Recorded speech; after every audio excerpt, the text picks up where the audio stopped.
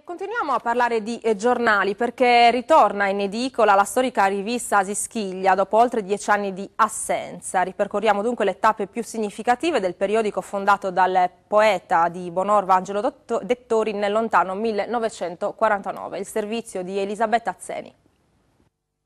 Abbiamo un afflusso tale di collaborazione che governarla è difficile. Oggi abbiamo una lista d'attesa che supera l'anno e quindi ci troviamo davanti a noi una prospettiva tranquilla, serena. Così il poeta campidanese Aquilino Cannas nel 1989, quando la rivista Sischiglia, periodico di promozione della lingua e della cultura sarde, festeggiava i 10 anni di pubblicazioni.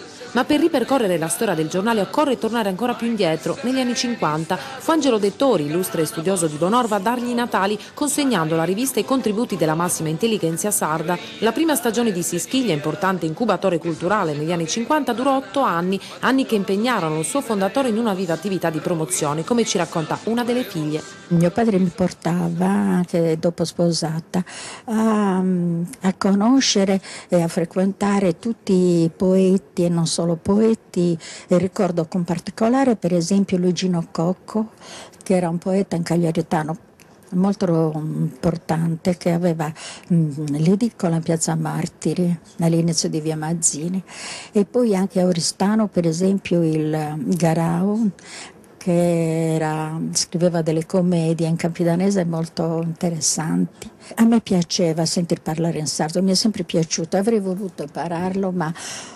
quando eravamo noi giovani e bambini a scuola era proibito anche sentire una parola in sardo.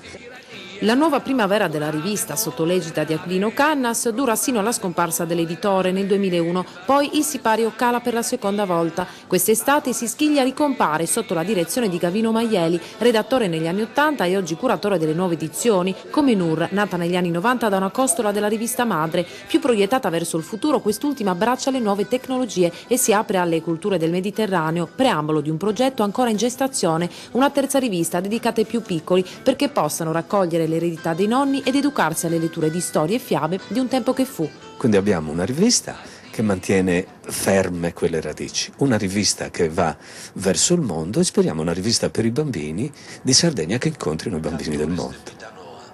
De Santu Cristu e de Santu Anni. Estremaus et dignus, cantores de E allora in bocca al lupo a questa nuova iniziativa editoriale che in realtà è un ritorno.